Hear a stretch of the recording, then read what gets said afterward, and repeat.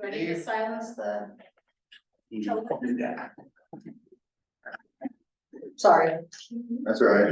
Give it a minute. Mute.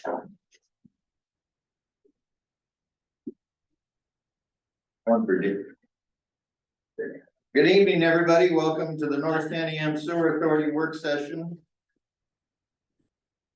Here October 16th at 6:02 p.m. We're in Mill City Hall. Roll call. Mr. Nielsen, Here. Mr. Woodward, Here. Mr. Evans. Here. I am Janet Zienhall, and Mr. Kirsch is on vacation, and Mr. Morano is not present. Not present. And do we have any declarations of conflicts of interest? Hearing none. Do we have any announcements? Hearing none. Public comment and questions, we'll limit them to 3 minutes each. Do we have any public comments or questions? Hearing none. I would like to switch up the agenda and put the additional funding proposal for Marion County first, and then FCS financial discussion. Is that okay with the board? Yes. Denny? Well, I saw Chris.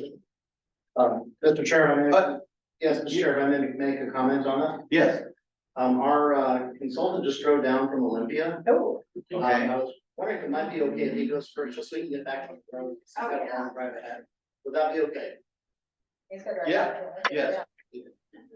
Okay, okay. Well, we'll turn it over to Gordon with FCS. Thank you. I'm just gonna pass these around, one for fighters, and I'm gonna sit here. But all my life I've been told I'm soft-spoken, so I'm gonna sit right in front of the mic. Can everybody out there in Zoom land hear me?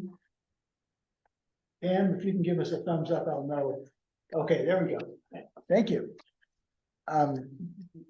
This presentation might not take too long, we'll see. It's kind of an elaborate version of a data request. And I'm gonna send you home with some homework. And we need, in order to do the financial forecast, which is the stage we're at right now, we're working on a year-by-year financial forecast to provide, to give better guidance about the decisions you have to make.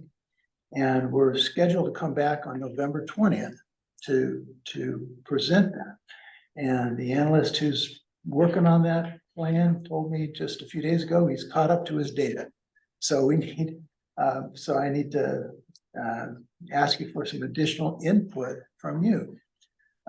It's, might find it kind of squishy data that we need. You might find it kind of hard to pin down some of the numbers we're asking for, and I understand that. We'll work with you, whatever the best you can get, and take it back. What I'm going to encourage you to do is take it back to your staff, your political leaders. Do the best you can at this stage, and to the degree that we can get at least preliminary responses within 3 weeks, sooner if possible. But by November 6th, that will allow us to stay on schedule and give you a presentation by November 20th. Gordon, Yes. could you give us some guidance in terms of the best way to approach this? Because as Yes. I read it this afternoon, it is Great pretty question. squishy. And so I think about our staff in Detroit. I'm wondering if they look at building permits in the last couple of years and then stick their finger in the air after letting it to see Yeah. what they think is going to be going forward. That's a great question. Let's turn the page and move on to the next slide. Actually, I've already been, Scott, since you had a presentation. I already covered that slide. Let's move to the next one after that. Thank you for asking. There are two main types of information we need. Well, we need to draw on your local knowledge. One has to do with new development, the other has to do with existing development. And they're in much different situations. with new development, talking about folks who don't already have a septic system. They don't have a building and never had a building even before the fire. Don't have a water account. They're just, it's truly new development. That's the thing we're talking about here. In fact, I'm even saying, if you have any knowledge about somebody who's planning to rebuild after the sewer is available, but rebuild what they used to have before the fire, and if they're gonna rebuild bigger, then the increment, that increase in size counts as new development. The only thing that would count as existing development is folks that are already there and have a septic system.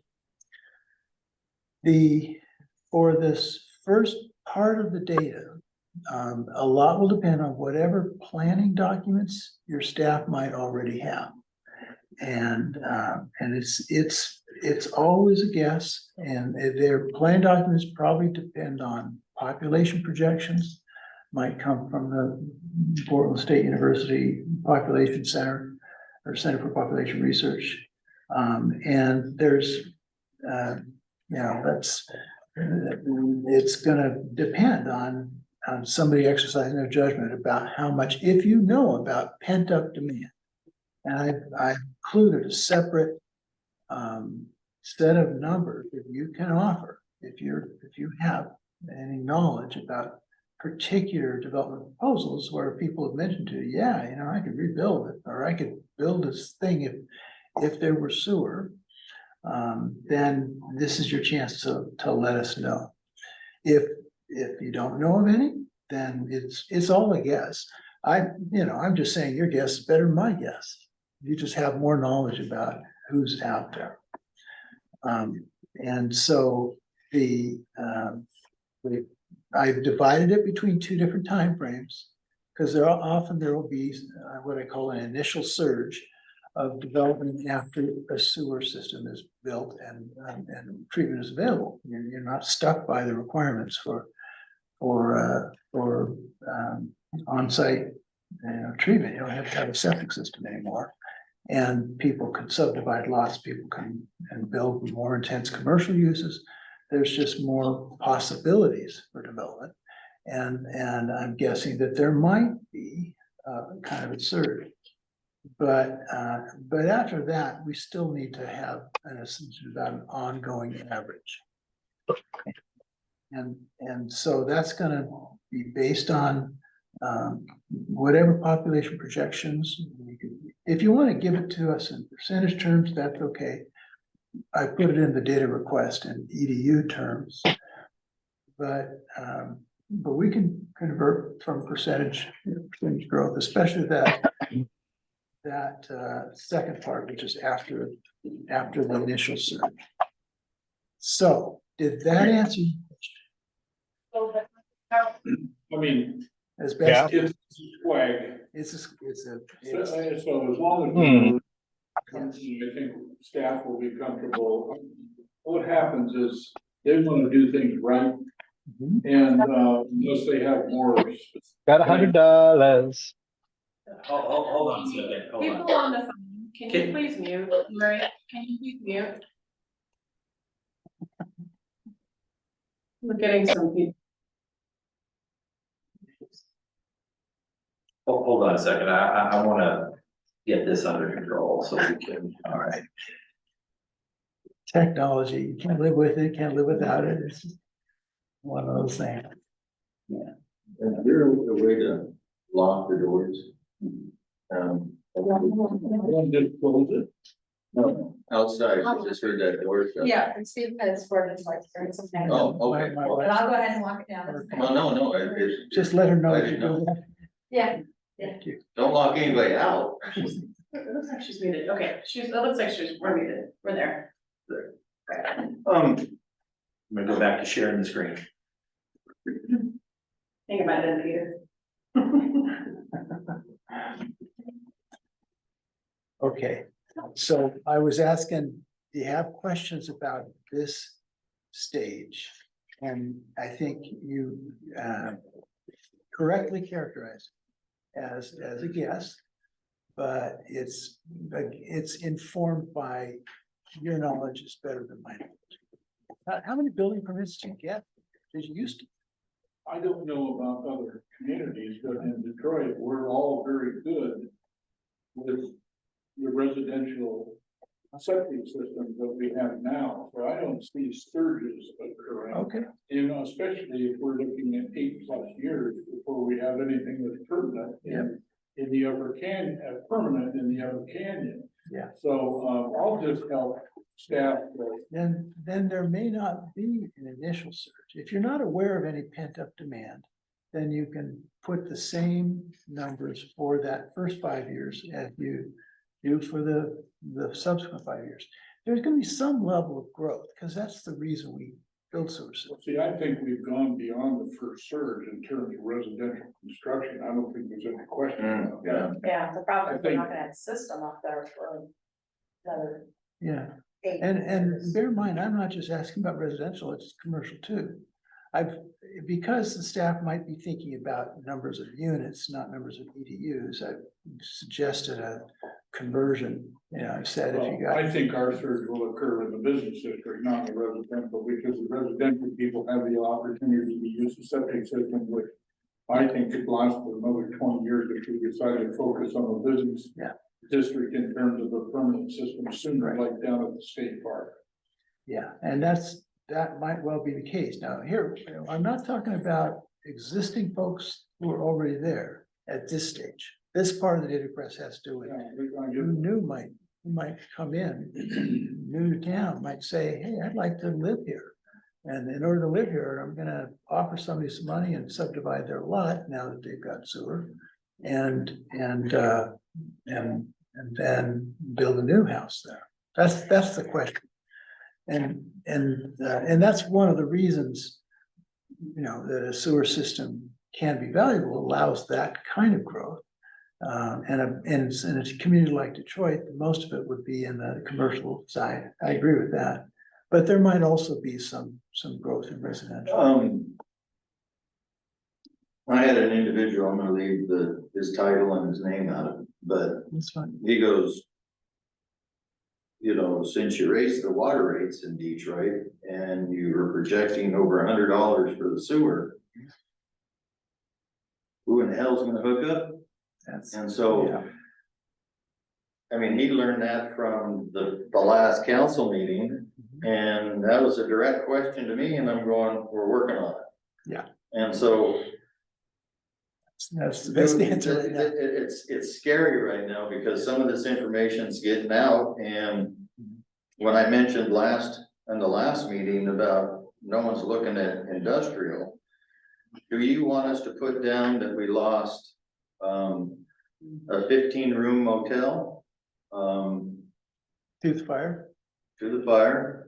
We lost one grocery store, 2 restaurants, a pot shop, an ice cream coffee parlor, an old hardware store, which we didn't, no one was, and you know, no one was, it wasn't open.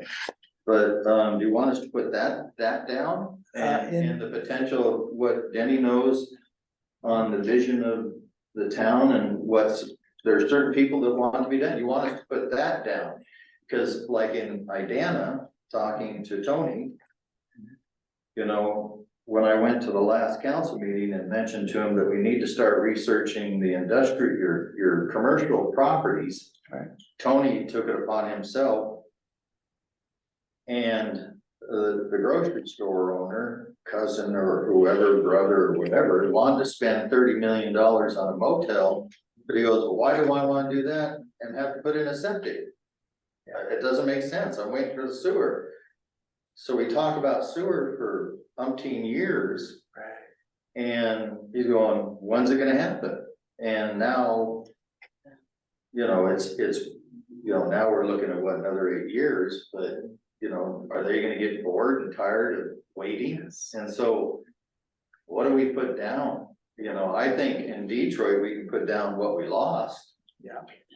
What I would do, if I were in your shoes, to the degree that you're aware of any of those kinds of conversations, people would say, I'd like to invest. This is a beautiful community. The whole idea of the three basin rule and the idea of a sewer system is that people want to live in a beautiful place without messing up the beautiful place. Yeah. And so a hotel room makes a lot of sense, to me, you know, a hotel room. But you'd have to detach the projection from any current specific plans, because this particular person might not still be interested 8 years from now. But what you've got is a sense of the scale, sense of the possibility. Once we got sewer, then there's a potential for this kind of thing to happen. And it's all a guess, but on the commercial side, there's real potential. The other thing is, you know, that I've talked about, in emails, is that there's the commercial area in Detroit, the lots are small. Yeah. And they really don't want to put in a septic system. Right. Because then they get to build back even smaller. Right. And so their return on their money isn't there, so they're going, there's so much talk about a sewer system. Where is it? What's going on?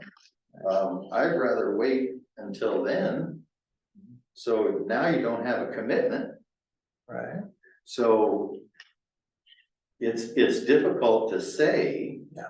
And we want to give you the right numbers and whatnot. I think myself, I might just put down what was there Okay. that burned. That's a different part of the form. Okay. What was there that's an important question, but it's not the same thing as the new development. And for the new development, I put it as high and low estimate. It's Do you want me to go to that page? Is that next? it's right here. It's right there, okay. Low is on the left, high is on the right. Mhm. And it might be this, it might be that, but you're just trying to help me understand what you think is reasonable, a reasonable guess. Okay.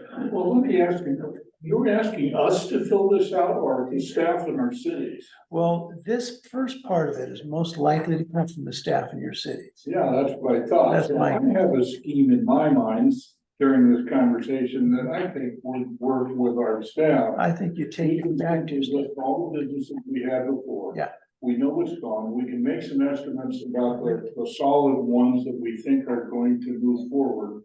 And then we can. Yep. You know, put the swag in terms of what we will think 2, 3, 5 years down the road. And I think we could do that with residential as well. I think that's the approach for this first half. It's really the staff that's gonna have the, you know, whoever the numbers watchers are. If you have any planning staff or anybody who says, oh, And population. we don't have a plan. Well, Somebody, I was gonna offer up, we are the planning staff for your city, Well, your city, and if we can help, let us know, we'd be happy to help work with your staff and you folks to fill the form in and get it together. We can help you with that. Because the workload I have right now, 3 weeks is pushing it. I mean, we might be able to help you with that, so if we can assist in that area. Yeah. We'll assist. Thank you. but it's not, don't worry about getting the right number. It's just giving us guidance. I'm willing to take responsibility for my own guesses, but I just want them to be informed as best I can from whatever local knowledge you have. if they're guesses, there's no responsibility, so I'm Yeah. not worried. Yeah, high and low, this is all a matter of conjecture. So that's the first half, that's new development.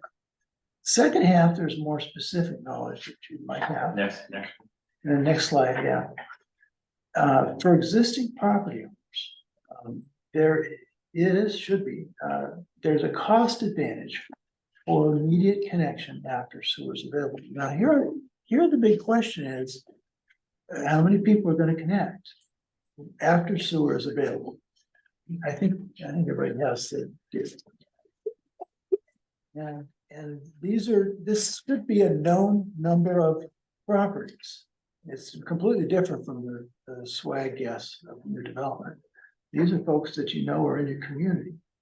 And they either still have a building, and still have a septic system, or it was burned up, but they used to have a building. And for those folks, I'm suggesting that there be no upfront cost for connecting. This, you should know that this is different from what usually occurs, different from what should occur for new development. Usually, properties incur three types of costs for upfront capital cost for property owner. There's the sewer extension cost. A lot of places would do it through an LID, a local improvement assessment, or just have it be a developer requirement. And that can be $10,000-$50,000 per parcel. That's the cost of the sewer pipe under the street. And then there's system development charge, which is for a share of existing infrastructure, could be $10,000, whatever, per EDU, depending on the amount of previous local investment in the system. And then there's the private plumbing costs, which are almost always borne by the property owner. And that includes the lateral, the side sewer that runs from the property line to the actual building. And it includes decommissioning the septic system if there's a septic system. So those three kinds of costs, those can be, private plumbing costs can be $4,000 or $5,000 for a property. What I'm suggesting is that in order to give people as much incentive as possible, that these costs all be zero, as long as it's part of the project. The cost estimates in the project include all of these costs. That has actually been the assumption from day one. Yes, and that's good, because that way you can say to people, if you sign on the dotted line, right when that sewer line is marching down your street, it'll just connect you right there. You don't have to pay your private plumbing costs or anything. No SDC. Just all you gotta do is sign the easement to allow the project to get access to your property, to let it physically connect you, and start paying the bill. No multi-$1,000 upfront costs. That's a cost advantage that can be an important part of the incentive to get existing people signed up. Scott, why don't you move forward? But One slide. one comment, Yes. when we started out, we were down to $45 and $50 a month. Yeah. And we had talked about $500 or $1,000 for a hookup fee. Uh-huh. And now that the price is up there, the people in the canyon here will probably do most of the work themselves or have their friends do it or whatever. But Sure. we gotta also be able to pay for O&M, so. Now that the rate's way up there, I can see where we can charge, and we can't Yeah. put a hookup fee or, whatnot. Right, you want to make it as easy as possible. Oh, yeah. For anybody to connect. Because you need every single person, if at all possible. Yeah. If we're unable to harvest funding to a level that will pay for all of this, there won't be a sewer system in Detroit. Yeah, I'm sorry, why don't you say it again, so I can make sure I heard. Actually, If we're unable to harvest enough grant funds in order to pay for everything that you Yes. just talked about. Yeah. The cost will be extraordinary, and I don't think that we will be able to build a residential and business sewer system on a permanent Detroit, basis right, in yeah. Detroit. yeah, I agree, and that's a conclusion I came to when I was looking at that I presented the last presentation, I think. So, Which is that these two big findings. One is that if you're not blended with the lower canyon, with the Gatesville City, then it's out of reach. And number two, it's gonna be tough no matter what, even if you are blended. And it depends on outside funding. And if you can't get the outside funding, there's no hope either. You can't borrow on if there are no connection costs, there's nothing to get in the way of people hooking up, if indeed we end up having a system. Right. Yeah, and in the numbers I showed you 2 weeks ago, is that when it was? If you got 95% paid for by the outside source, that would be the $104 a month. That's astoundingly high. And it's an astoundingly high percentage from the state. So this narrow, balance beam that you got between the local willingness to connect and the state's willingness to fund the launch aid it's really a, tough, there's not a lot of wiggle. Now, yes. Maybe for, in Mill City, are they just gonna take the existing ones and switch them over to the new plan, or they plan on replacing all the existing connections? Not as part of this project, No, No. it's just switch them over. What we're gonna do is as the systems fail, so as in my house, as my tank up front starts to fail or is worn, it's like that, then I will be hooked up to that part of my water bill, and correct me if I'm wrong, pays for the pumping out of our tanks. So it pays for maintenance on our tanks right now. And if I understand correctly, that will be what goes for that. So don't think there will be any cost to So us. this gives us a basis of like 839 users fixed to start with. And what we're looking at is hooking up beyond that. Yeah, Yeah, it's, this whole thing. And can I take a step back, I want to give you credit and also a sobering piece of reality that, sewer systems are so expensive and they change communities by allowing development. But up front, those first 10 years or so, that's before you've gotten the development. So you don't have a lot of pocketbooks to share the cost. So it is really expensive at first for the early in people. And eventually, over the long term, it gets more economically feasible. But it does take a bit. And to make that economies of scale. Maybe one thing I was thinking that might help too is if we can identify any programs from the state level or even county level that would give financial assistance for utilities for low income people. So they said, if you're below this month, we'll put this in, put this in, but we'll pay for it through this program. That would certainly help if we could do that. Well, yeah. anything we can tap will help. Right. Yeah. And if we could identify that as being available, we could make it part of the program, so. But upfront, I mean, we're already assuming 95% is covered by somebody else. Mr. Scary, you have a raised hand. Yeah. Brian, Nicholas. Brian and Chris, I think, Oh, yeah. want to speak to that. Correct me from what something I've said, Brian.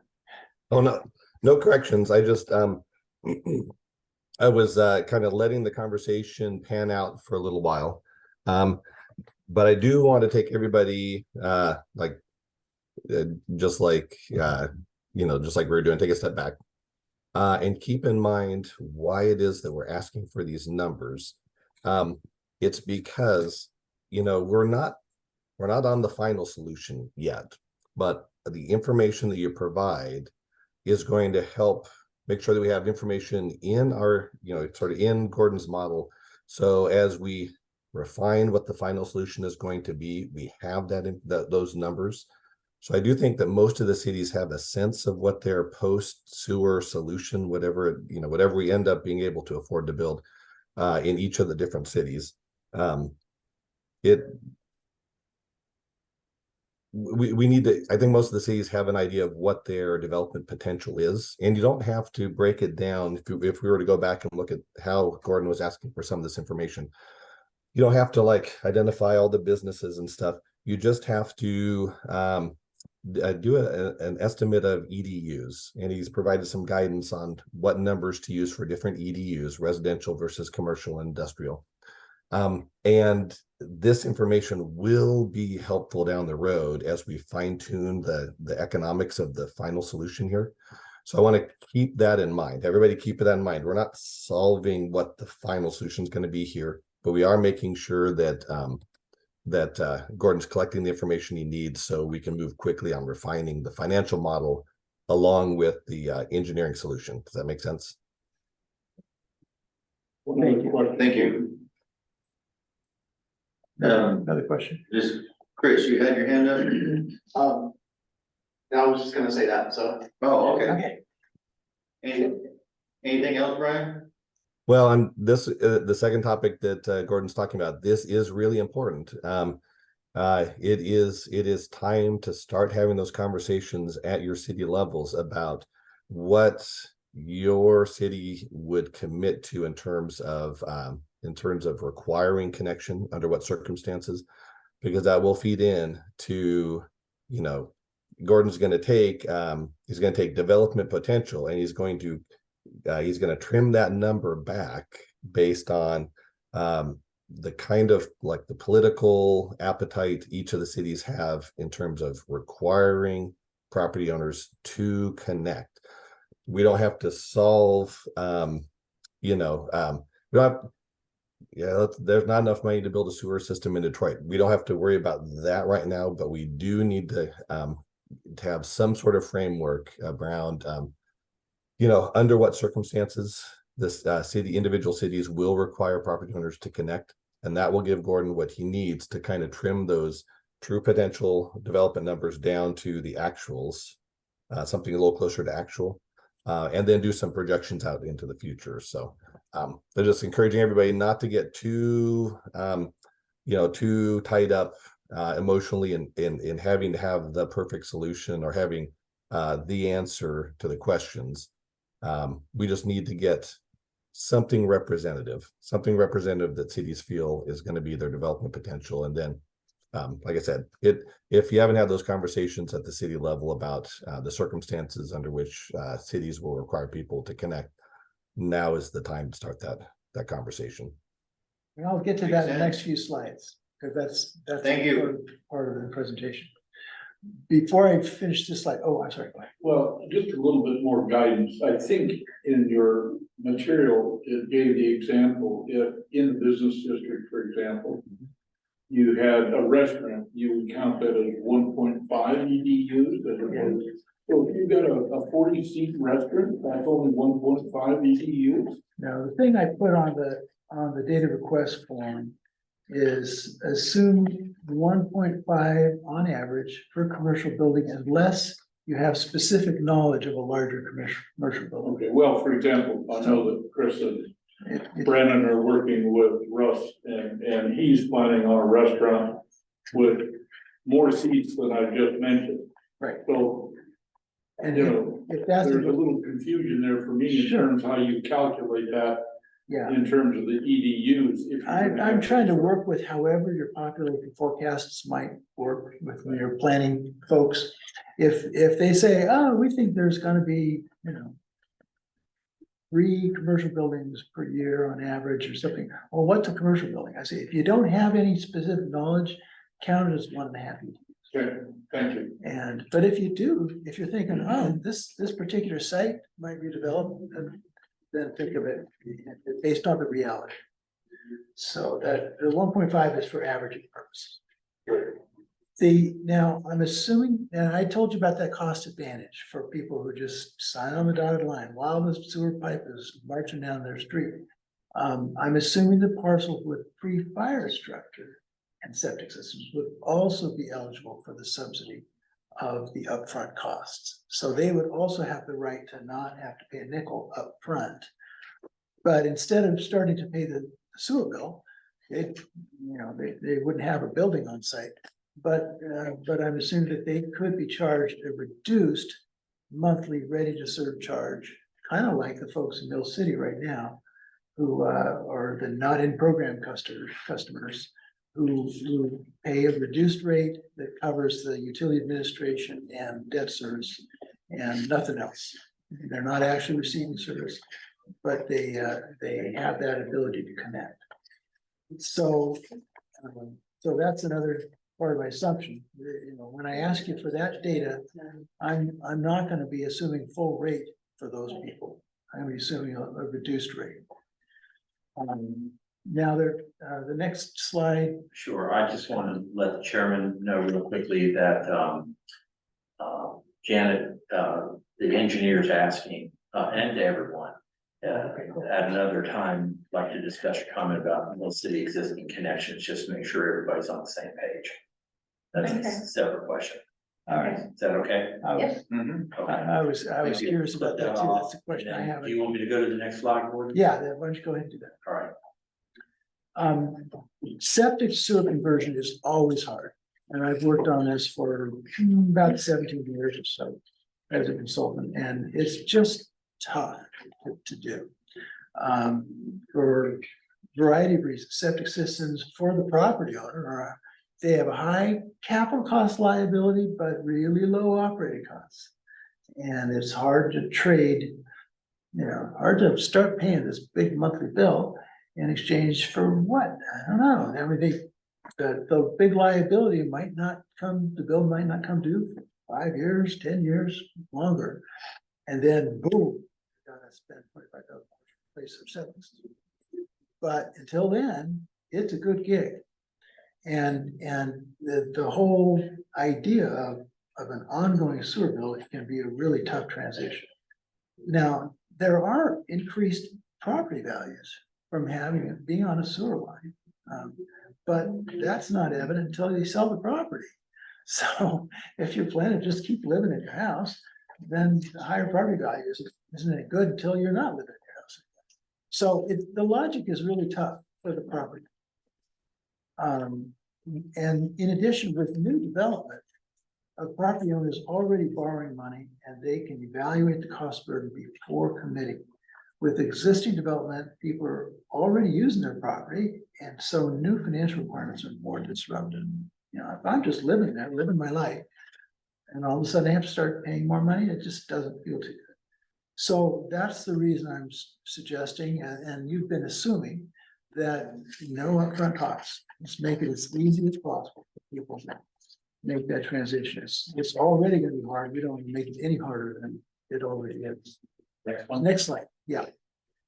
Now, there are 4 levels of connection requirements I'm going to suggest, ranging from strongest to most lenient.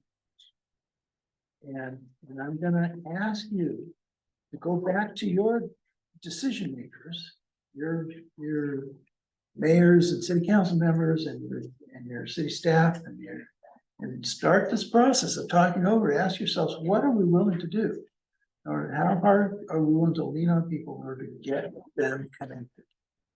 So these are the types of connection requirements. The strongest form is to connect when sewer is available. Sorry, it's hard, but we all got to do it because we can't lose any EDUs, still make the math work out. That's the most firm kind of requirement. Another approach is to give people a fixed deadline.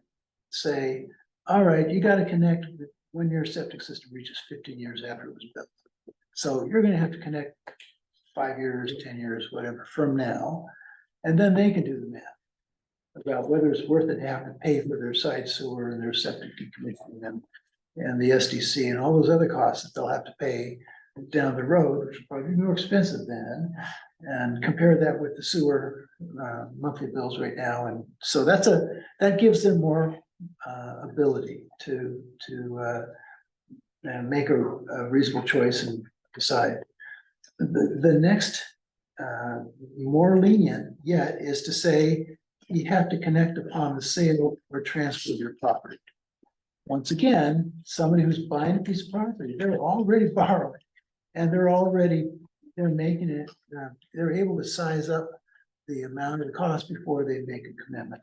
So that's the easiest point at which to impose a requirement like this. And then the very easiest of all, which is the most lenient, is to say you got to connect when your septic system fails. Almost all of the septic conversion programs I've worked with at least have that fourth one. You can't get a permit to replace your septic system if you've got sewer within 200 feet of your nearest point of your property line. Period. You got to do it. And so that little threat hanging over their head is part of the incentive to just get it over with now, if they can. So that's the most lenient. A little tougher is to say, you're gonna have to do it if you ever want to sell or transfer the property to your heirs or anybody else. And then a little tougher is to say, well, you've got X number of years, and then you're gonna have to do it. And then finally, say, Everybody's got to do it, because we need every EDU we can scramble to get. Well, Okay. in Detroit, where we've had philosophic discussions about all of this. Good. But that's in today's world. Yeah. And our sense as a council would be that we would, for lack of a better term, force the issue and require connections when the system is ready to be, Great. commissioned. Okay, but who knows what's gonna happen 5 years down the road? It all depends on our funding and the Yeah. rates. And on the And data, on and on and on, so. yes, on the data request form, when I ask you, check all that apply, all those 4 types of connection requirements. If you check yes on connect where sewer is available, let's say it's your current assumption. Of course, councils change and, we understand that. I just need to have some basis on which to make a guess. See, I'll be asking you about the numbers of folks that are out there. Existing folks, that's something we can count. Folks who are still have an intact building and folks who used to have a building, but still would have the right to connect for free. So, those are 2 different numbers because their ongoing rate would be different. If they're paying a reduced rate or paying full rate. So I'll be asking for the numbers of those existing properties, of EDUs. But then the question is, how do you get them to connect? If you've already talked about it, then you can check that yes on that first box, and you don't even have to worry about the other 3. Because that's already the most stringent kind of requirement. Yes. The board voted for a gravity system Yeah, all throughout. And now, 3 years later after the fire, now Marion County is by the book, and a lot of the properties in Detroit have advanced technology and the high-tech stuff, 30 grand, 40 grand. Mhm. So are we gonna be able to do gravity in Detroit? That means, and when a gravity system comes in, that means you're getting rid of the tank, decommissioning the tank, the drain field, the whole ball of wax, and they're going, I just spent 30, 40 grand 5 years ago.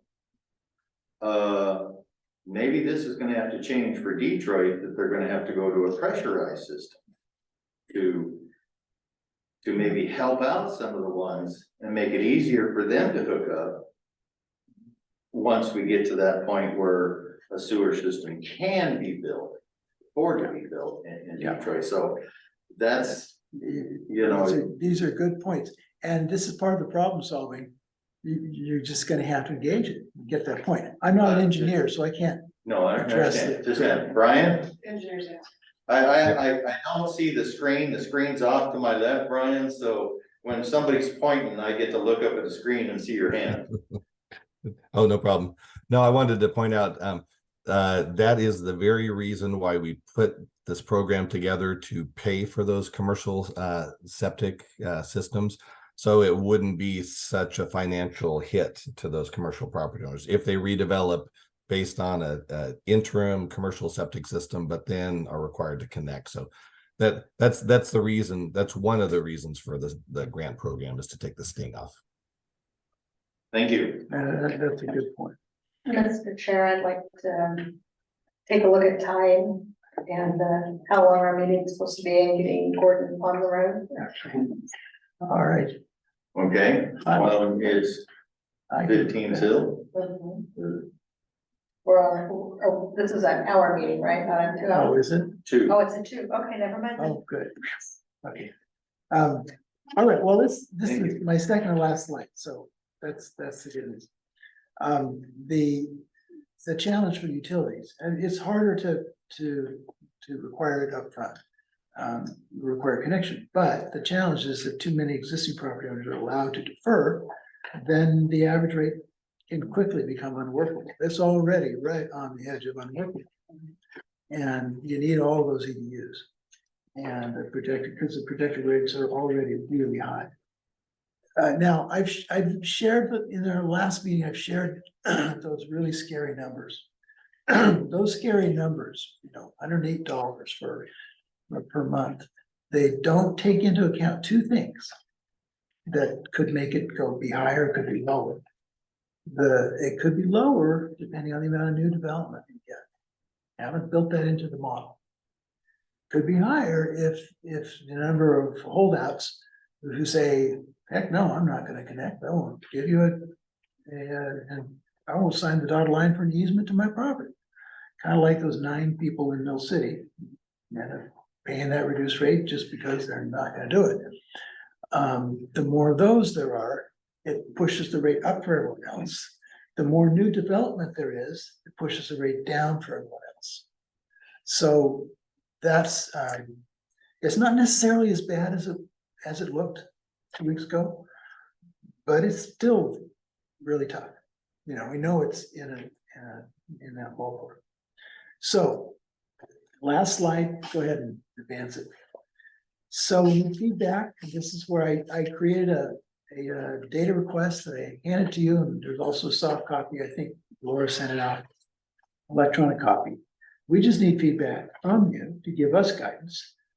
2 kinds of information about existing property owners, existing properties. One is how many are there, and how many of them still have buildings that weren't burnt up, and how many of them are buildings that used to be there, and therefore would have the right to be connected for free, but right now don't have anything to be connected to. So would qualify for reduced rates. So how many is the first part, and the second thing is the thing that we were just talking about with Detroit, which is, have you talked about how much are we willing to lean on people to require connection right away? And that's the and if requiring connection when sewer is available is too tough politically, how far back would you step? And because that makes a difference. I do have some experience with it, and with Clallam County, Washington, with their new Carlsberg system a few years ago, the board shied away from any of the tough levels. They just said you got to connect when your system fails, and got it. Not enough people connected. Now the rates are high, and they end up subsidizing it from the county general fund budget. It's just a mess. If you're not as willing to be really firm at the outset, then it's hard to make the math work. So, but depending on how you answer that last question, which is a qualitative question, you're just asking how far are we willing to push. That's what gives me some guidance about what percentage connections that we're able to expect, even with the cost advantages. Even if we say to people, sign on the dotted line when the sewer's marching by on your property, and it will cost you a nickel at upfront capital costs, which is a better deal than having to replace your septic Well, that's system. the best way to go, is everybody's a part of this, Yep. and they should connect when. So that's what the data request is all about. Thank you. And if you can always have questions or email if you have questions. I asked 3 weeks because that keeps us on schedule. That's November 6th. But I know this is sometimes might be ongoing conversations. If you give me your preliminary answer and then a month later, 2 months later, or sometime later, you say, oh, we now know more than we did then, let me know then too. Forecasts are always changing and being updated. What's the actual schedule for your project? Well, I promised to come back with at least a preliminary version of a financial forecast by November 20th, is that what I said? Just before Thanksgiving. So that will be the first time that I take into account time. In your formula, you have basically the O&M cost is a fix. Well, And it looks like basically basing the numbers on the 837 for here and Yeah, and I, 837 for the whole system, which gets you to the $201 a month at the 95%. mhm. Okay, we've been given examples, so this kind of it's based on Kelly, tell Kelly if you. Yeah, Kelly gave us the. Your recommendations, what's it, of course, they're online on that, somebody does what they say they want to be right, so they're taking the extreme, they're saying you have multiple fully certified people, you have staff, but so you got the other end of that, where we have the existing down at the Road River, with the other way, they said we went aggressively and reduced our cost, and they got their cost down to $15 a user, which is extreme, that's not realistic, but there is some pretty extreme. My hunch is that if you're gonna be asking any outside party, like the state, to pay for 95% of your system, they gotta have confidence that it's gonna be maintained right. Well, at that point in I time, would- we're paying for it. I know it, but I wouldn't bet on a cost that is lower than what the Keller engineers estimated. If they gave it their best guess, all projections are a best guess. But Yeah, they so I know think more than I. they're assuming, that like the fully, that we can't do a lower certified guy, give us a support, call them, we can't, And if you can't, you we can't. can't use used vehicles, we can't, we actually can get by with one certified people and not Yeah. two, there's some. I think there's wiggle room in the EDU count. That's where I said, I didn't take into account growth, but I also didn't take into account any holdouts. And, but I don't plan on changing the O&M cost estimate. I might learn more from on the admin side when I talk with the city clerks. That could change those numbers a little bit, but I think the O&M cost is pretty solid for this stage of decision making.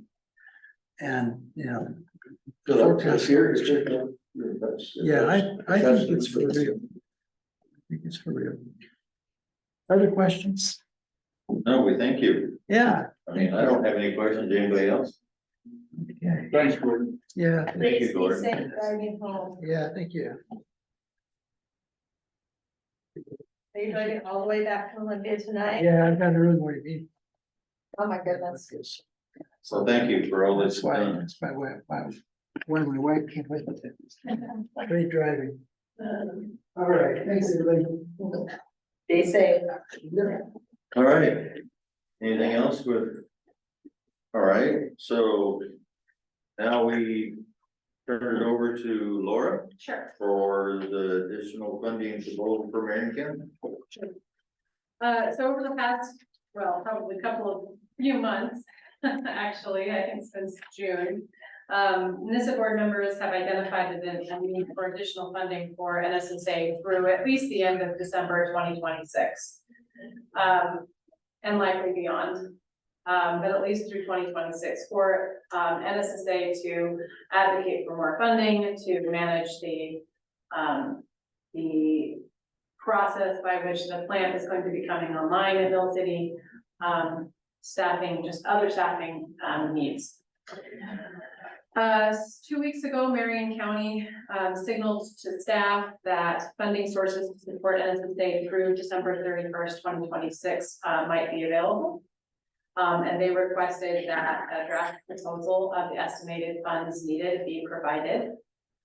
Staff spent last week creating that proposal.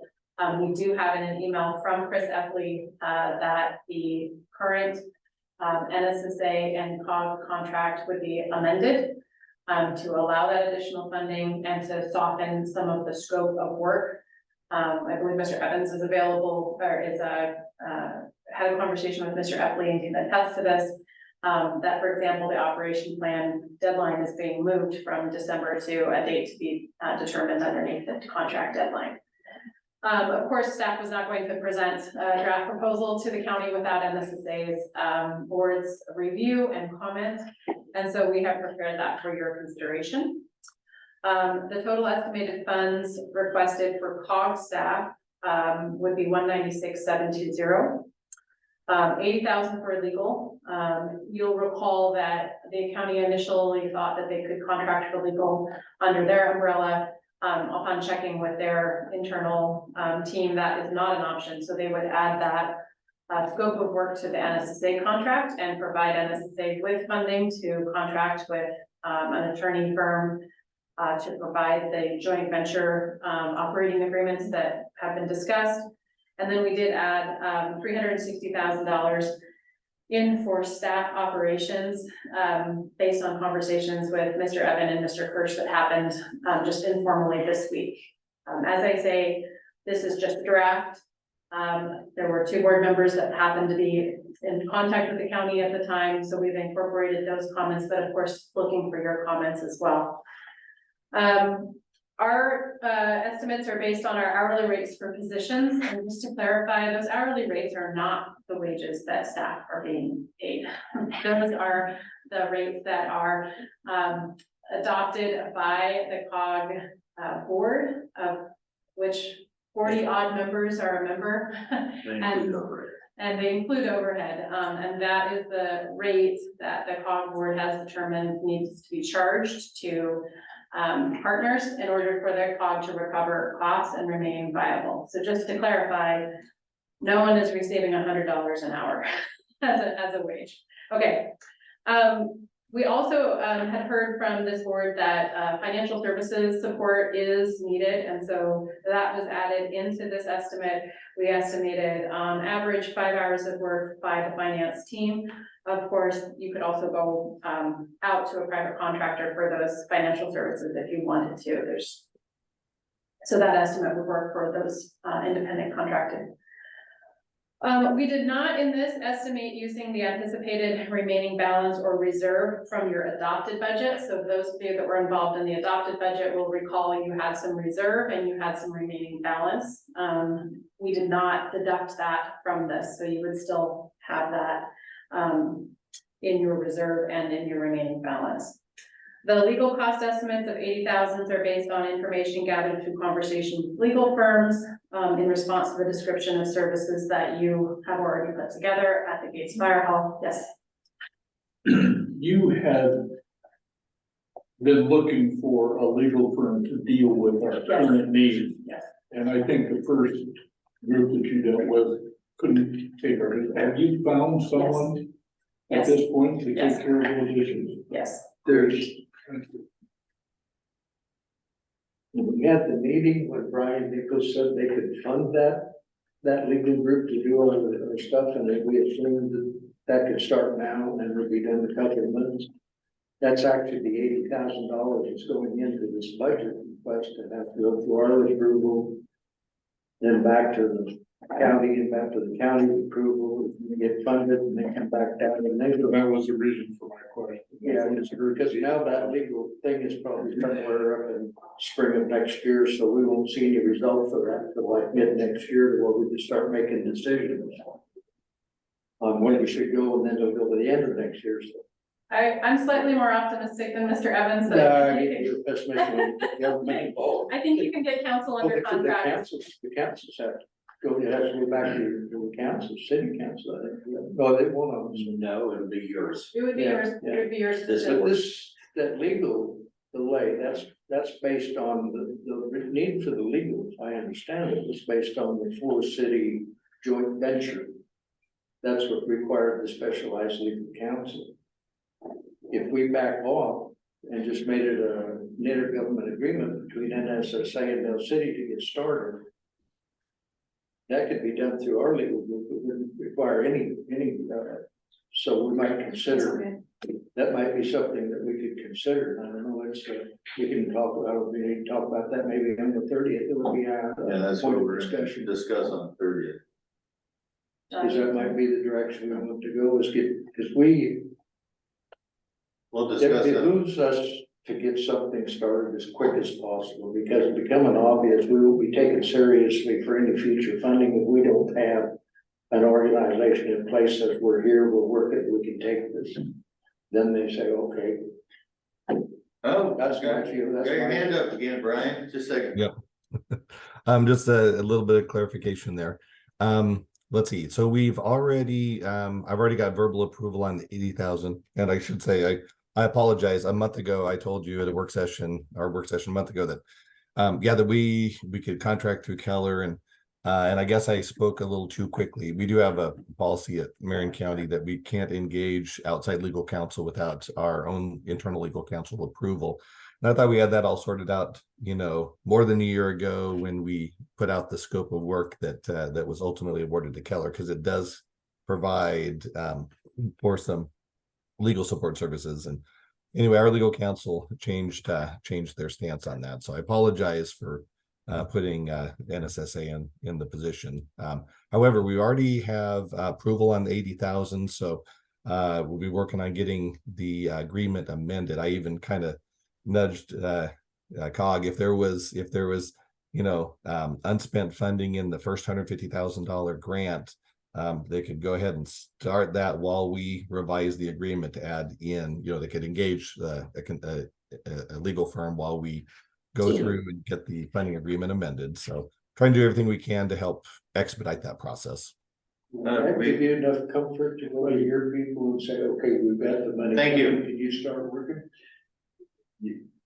I think we can take a look at the numbers and see what we can do. We'll discuss it on the 30th and then we'll make a decision. That's our next work session, the 30th? The 30th is, I'm not sure what you're asking me, Mr. Chair. No, okay. Right now, we can't make a decision and tell you what to do and go forward and everything else right now. That can't be done till November 6th. Right. But we can discuss what you're thinking about. Yep. What they were talking about here. Because there's a possibility from the COG standpoint, if they're getting comfort enough feeling that they're gonna get that 80,000, their legal team will start working now based on the fact that they're going to get that. I take Brian's word for it. That's where the comfort for their point of view comes into it. But if that's the case, then we're back on the road now to having probably a couple of months of legal solution that we can really talk about. Let's save all that for the 30th. And then, right now, I have a question. You had a third figure. I didn't get that written down. The 360, it's in the first paragraph of the memo. The 360 for staff. Okay, yeah, which is- I just didn't get that number right there. Sure. Which, I was just getting to that point, which is, again, in brief conversations with board members who happen to be having conversations with us anyway. Tim Kirsch signaled that he'd be interested in a 0.5 FTE administrator that would oversee the operators and the technician. Ron Evans also signaled that he would be interested in, of course, having some operator and technician support prior to turnover, prior to the December 2026. We put together those estimates based on a quick review of administrator salaries for small cities for both administrators and public works supervisors and technicians. The proposal includes an estimated cost by fiscal year to indicate when funding is anticipated. We didn't change, so that's the last three blue columns. We didn't change your 2023-24 figure because you haven't adopted budget. And you've allocated those. But we did add these figures into column the fiscal year 24-25 and the fiscal year 25-26. I will say that we worked cooperatively with our finance director, and I will take more your comments back to the finance director to make sure that her eyes are on this, since that is her training and expertise and not mine. And but we wanted to get something in front of you tonight, because there is a pressure, there is a time sensitivity to the conversation.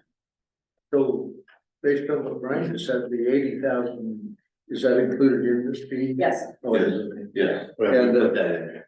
the 196, that's basically for what we're doing now with the 150, I think the NSSA support. That's an additional 196,000. And then the 360, that's when we do get an organization, Yes. that's to get the support for that to get up on running. So that, yeah, perfect. That's that we got it. Yes. Thank you. Any other questions? Any questions? Then staff, of course, is not looking for a decision tonight, but we will be, presenting this draft to the county, so that they can begin their process. I suspect that the county will, I'm hoping Brian's still there, I will suspect that the county will be working on an amended contract. And hopefully we can have an amended contract in front of you to approve that includes additional dollars at the November 6th meeting. At least a draft one. I mean, your county commissioners won't have had a You're chance. muted. Yes, well, the 80,000 is, we've got the verbal approval on that. The rest of it, when Laura sends that to Chris Epley, he'll be able to start presenting that to our Board of Commissioners.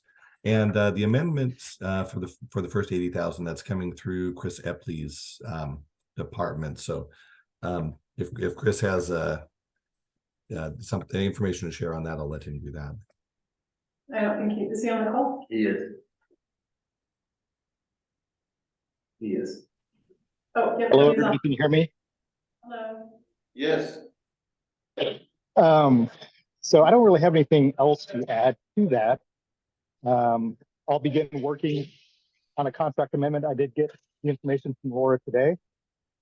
The only one that has me a little concerned is the commissioning staff, but I think the rest of it I can get processed pretty quickly.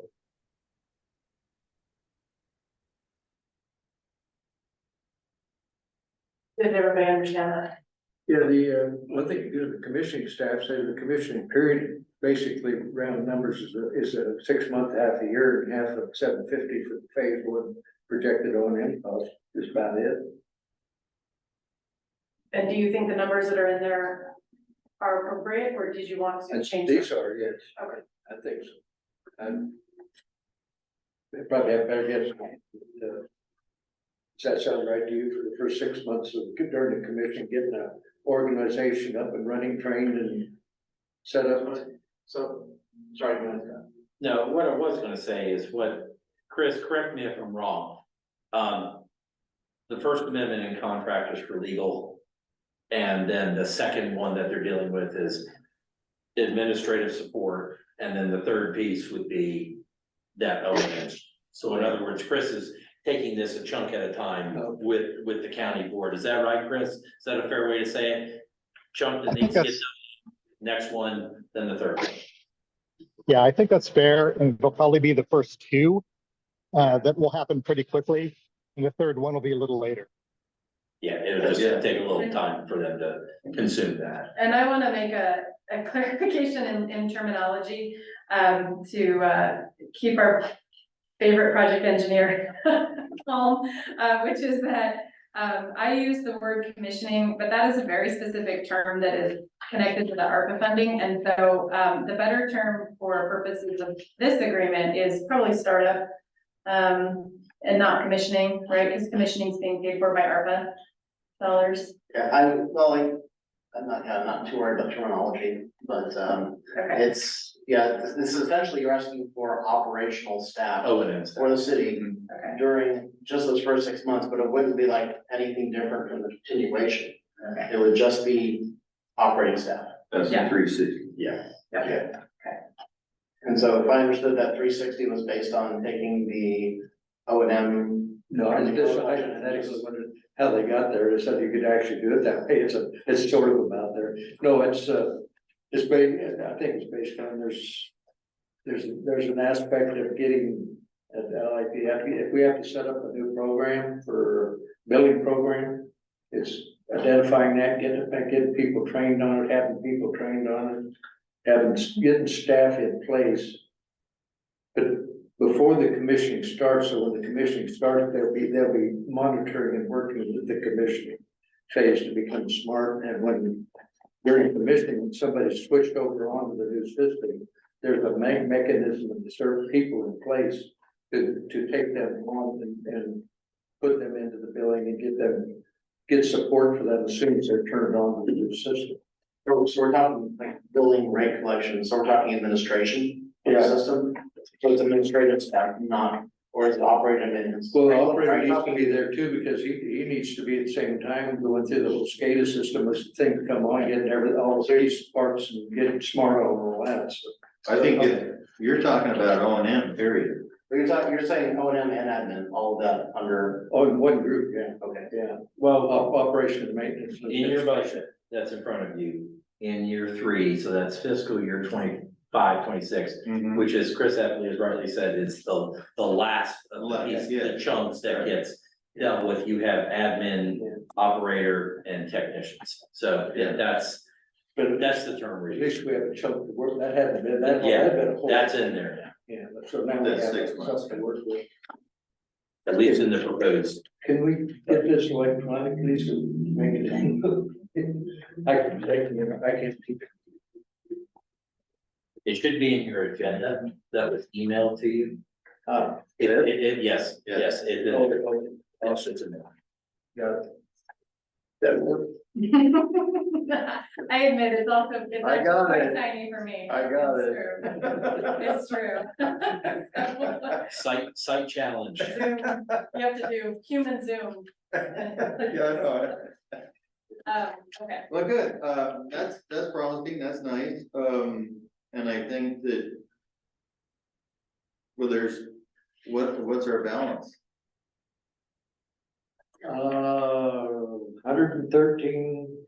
113,276 or something like that. So I want the sense. that it's we're not- covered, 31 cents. It goes back to what Brian was suggesting, the very first amendment we want in front of you contract wise is the 80. Yeah, yeah. Immediately, Yeah. and That's then, encouraging because if that can happen. Right, We're back on track. and then we'll, at the same time you're getting a contract amendment, we'll have to do a budget amendment, and, which is fine. I mean, you just have to go through that process and walk you through it, and we'll try to administratively walk you through it at the same time. that we can. Have a discussion or have this on the agenda on the 6th. Yes. Would it be possible to check with our legal group in Eugene and see if they can give us a proposal on what an idea, just a basic idea between NSFA and. I can say this, we did ask them that, they actually deferred this work out. They actually said that On the Yes. IGA. on the IGA side. Well, that part of it, just the basic, I asked them today, and they said, of course they could do it. Well, and this, we asked them, That was and this, Russ, yeah, we dealt with it before. this was the Just, gal. well, he was, I think what happened, I think he was talking about the 4-city joint venture type. Well, we were talking about that, we were also talking about interim contracts, we were talking about anything dealing with this, and they just, we said, do you want any piece of it? They said, we'll defer and be your reviewing attorney. Okay. Okay, because you'll have an outside consultant, this outside consulting attorney working you through all the pieces, including interim steps and everything, because they need to be consistent, they need to work together into the bigger thing. And that's what they said to us. You spoke with Ross Williamson today? Yeah. He's a partner for LGLG, Local Government Law Group, and he told you that he would be willing to take on this work? Just the IGA between NSA and Mill City for phase 1, an idea, just to get started. Not the full. Not the But wouldn't it joint. be, it'd be 2 pieces, and so let's get started with it. That Sure. I we're think, gonna look at the full solution, I- and with the full first IGA, wouldn't to morph into that one if it comes about. so step by step, the board would have to make that decision at the November 6th meeting, that they only wanted to enter into an AGA between NSSA and Mill City. And then you would have to ask Ross, if LGLG was going to take that on, which would be a direct pivot from what his other partner Has told us. has told us. So I'm happy to seek clarification, or you could seek clarification via email. Because from their point of view, it would be two operations. It would be create just a Mhm. basic IGA to get started. Sure. And then to review Sure. the full legal analysis of the overall Okay, situation. we need to have that discussion on the 30th. Yes, We need, so Yeah, let's leave it till the 30th, we can do some checking. I need to find out if we're going to be dealing with another attorney. Another law firm, we're going to need some kind of documentation that we are going to be dealing with them. They're gonna need it from us. Is that correct? Yeah, the 80,000 is, we asked your current legal counsel, could they do this work? No, I understand. Yeah, They okay. said, they said no. They said, we're gonna defer, we'll still advise the board. But the new law firm, we have to have some kind of. You'll have a separate agreement. Yeah, we have to have. an Yeah, you'll agreement. have to have a So we can't do anything until we can make a decision, and then we have to. And really what you wanna do is, my professional opinion is you wanna keep that firm consistent from the beginning to the end, because then they know who you are all the way through. No, I understand. Yeah. Well, I'm just saying we need to have some kind of document. Get the funding in place for them within a reasonable, soon, so it gets started now, then we're back on track and everything good. I'm happy to ask Cable Houston for any other, whatever firm it is interested to present a representation agreement for your Yes, we need- consideration at the yeah, November 6th Yeah, meeting. we're gonna need And that. the way that you would I would work with your officers, that the way that you would organize that would be to adopt or approve an amended contract that apparently Mr. Epley sent to me today, that I haven't seen yet. And then, with that amendment, approve which would include the 80,000 plus the additional, COG staff time. You could then immediately, review any, informal quotes that you've received, which would include LGLG declining, and any other quotes that you might receive. And if one of those firms happened to also include a representation agreement, you could, enter into that agreement that evening. Well, we So- can discuss, we can just go over all this on the 30th. Yep. Okay, can't make any decisions right now. Make a point, he said he didn't want to do anything against what you guys want. I just wanted to get into. Well, he's your attorney. Oh, he said he didn't want to do anything contrary to what you guys are You know. recommending, but he said, from the point of view of us, if we just wanted the basic IGA, Uh-huh. and NSSA, Yeah. and Mill City for own and operate phase one of the system. But They're capable of doing let's that. wrap this up. He said that they could do. Let's wrap this up, because we're gonna have to have a long discussion on the 30th. And so we got a lot to do. I don't know what else was gonna be on the agenda for the 30th, but that's just it. And then we can, I could probably call Russ and we'll decide that later on. Right now, let's just, anything else? Any more questions? All right, well, thank you, everyone. They're all gone. No, Nope. he's just not showing. Thank you, everybody. Okay. Hey. Good evening. So, We were listening. yeah, well, good. Any questions from you, anybody? No, it's just watching the process, and I know it's a big lift, and you've been at it for a long time, and I applaud you for keep going. So good job. Yeah, sometimes. We'll leave it at that. Stop recording. Thank you.